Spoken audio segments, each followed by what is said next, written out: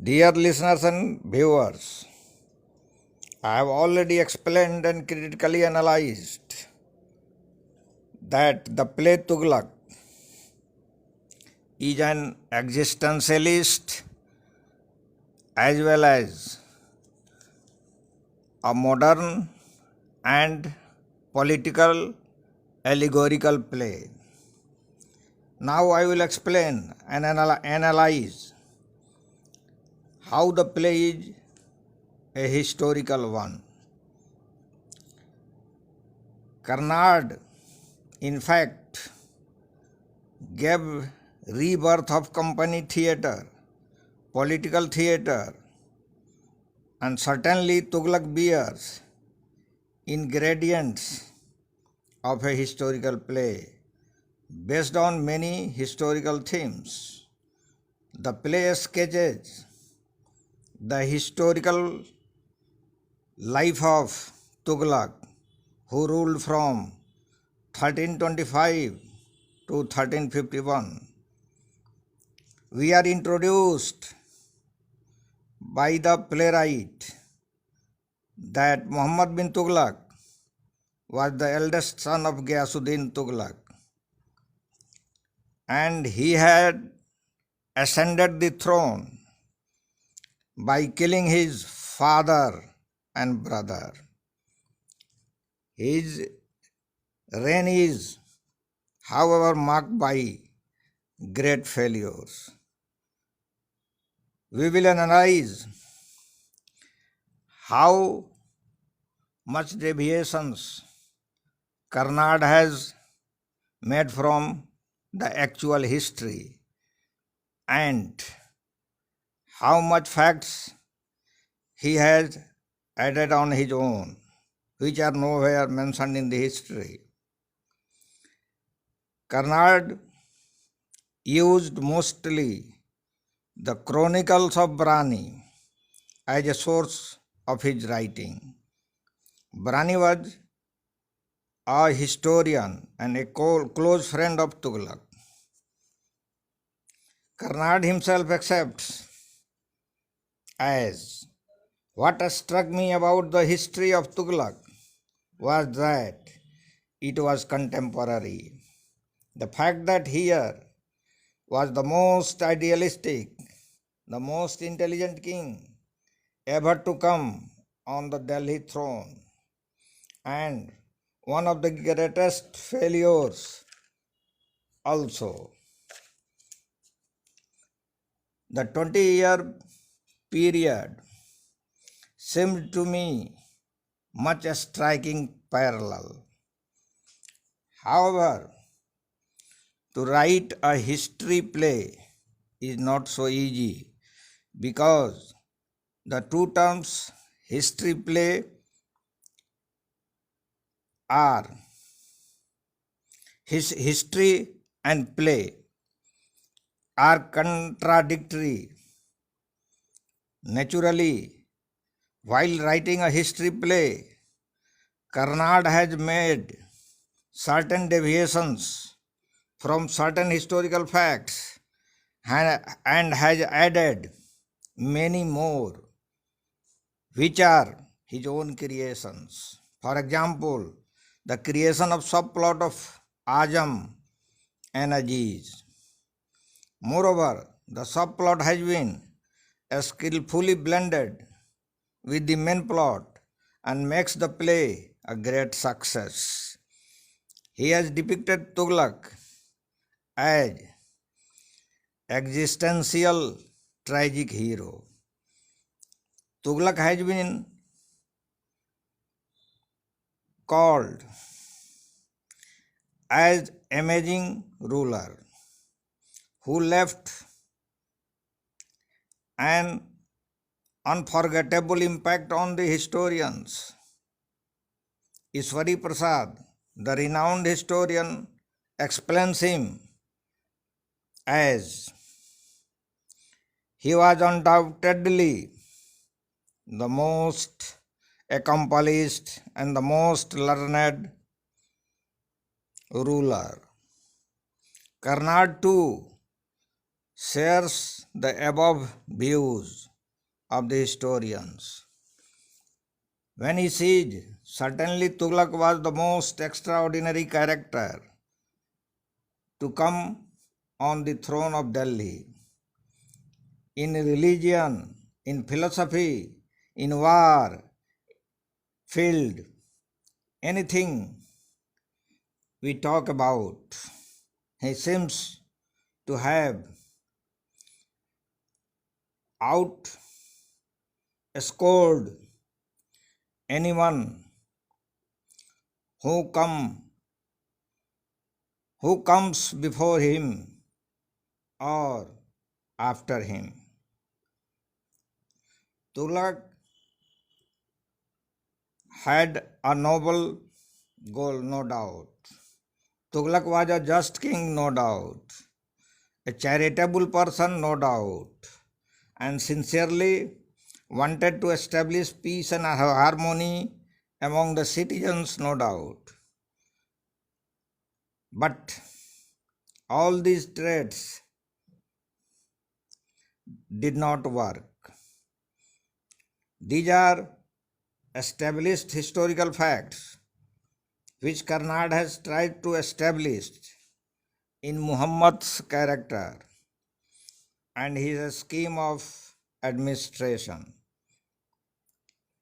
In the very opening scene, the playwright has portrayed Tughlaq as a just and kind ruler.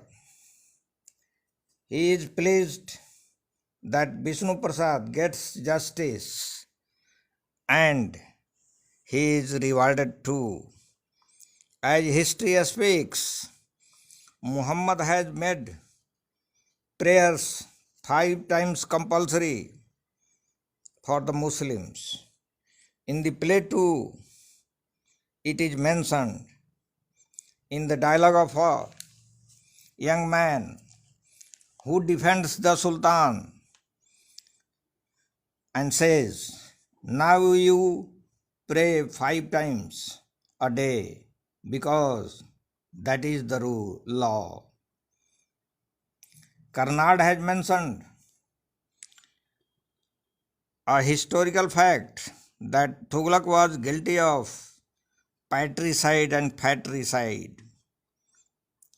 This fact is substantiated by the revealed Sheikh Imamuddin, who said the Sultan is guilty of killing his father and brother. However, the playwright does not depict the repentance of the king, which is a deviation from history. He also bans jizya tax, which was taken from the Hindus only. Although his decision was not welcomed by the Muslims and the Qazis. To compensate the loss, he enhanced the taxation on the farmers in Doab region, where the land was fertile, and the Sultan thought that the farmers of Doab would easily pay the taxes. But unfortunately,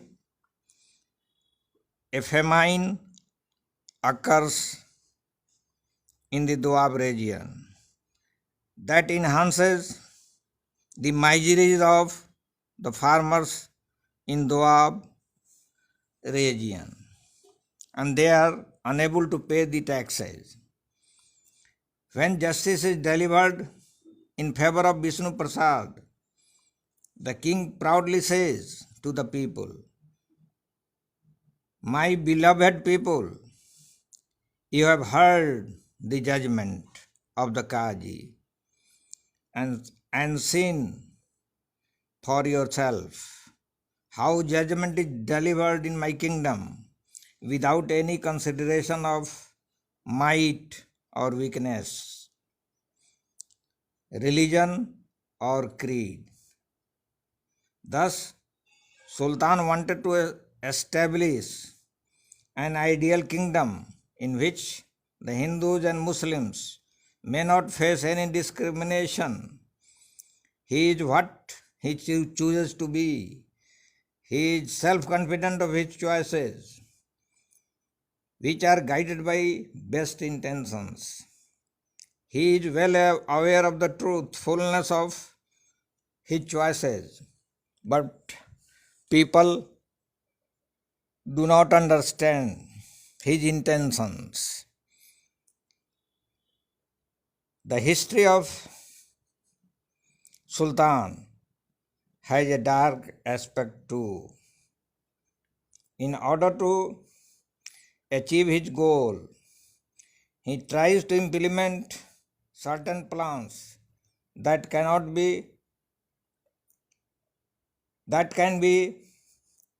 termed as utopian, and history bears witnesses to the fact that his decisions to shift the capital from Delhi to Daulatabad and introduction of copper currency mark the beginning of all his troubles in the kingdom, and revolts and protests for which he had to take harsh actions. Though the shifting of capital depicts his good intention, he wants to do it for security of the capital and for communal harmony. He is declared as a mad king and a tyrant by his subjects.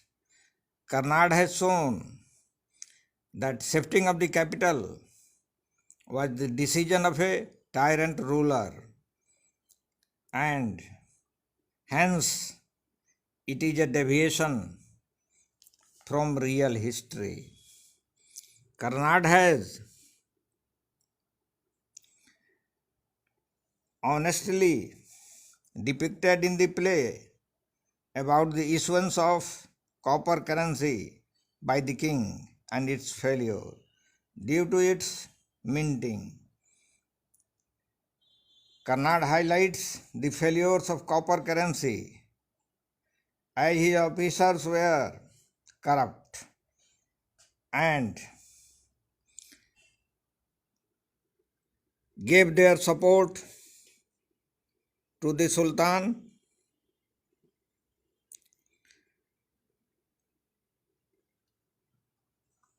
Instead, they took undue advantage of liberal policies of the king. Karnad has introduced two characters, Aziz and Adam, and has created a subplot purely from dramatic point of view. This is a marked deviation from history, but his subplot enables us to understand the characters of Tughlaq. You are Ananthamurti comments. Although the theme of the play is from history, Karnad's treatments of history or the theme is not historical. In view of the above facts, it can be safely concluded that the playwright, being very close to history, has deviated from it at times, as his main purpose is to transform a historical figure Tughlaq into a tragic hero of the drama. Scene 13. Hence the play focuses mainly on failures of Tughlaq and less on his visionary schemes. Due to frustration, the Sultan becomes Kailas, cruel and tyrant in his conduct and behavior, and ultimately he reaps the consequences of his evil doings. He emerges as a lovely, disillusioned, romantic figure who realizes the meaninglessness of his existence. Hence, the play also may be called an existentialist play.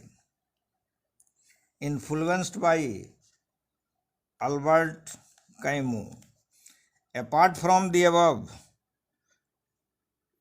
the play bears many elements of modern play. Tughlaq raises a series of philosophical questions before himself. The play touches upon various aspects of our modern day existence. The play uses many allegories and symbols to represent the past and make it relevant to the present. The play depicts various issues of life and ambiguities of Tughlaq's character. The existential choice of Tughlaq and his split personality. There are the sum of the aspects which gives the play a modern touch. The play can be called a political allegory and may be compared with the era of Nehru. Like Tughlaq, Nehru was also an intellectual, an intelligent and multifaceted personality who deeply tried to establish communal harmony, but his more love for Muslims, his idealism failed in establishing a secular India. K.B. Sabana opines, life of Tughlaq was similar to Nehru. Aparna Ghaswar Har has discussed some connections, similarities between Nehru and Tughlaq. She says, for Nehru, India was in his blood, and there was so much in him that instinctively thrilled him. U.K. Anant Murthy opines that since the play appeared in 1960s, it appealed to the mood of disillusioned India. To conclude, the play depicts the historical themes, but we find a lot of deviations from historical facts. Karnad has more dramatized the facts than presenting a real sense of the history. Even then, the play may be called a historical play. Thank you.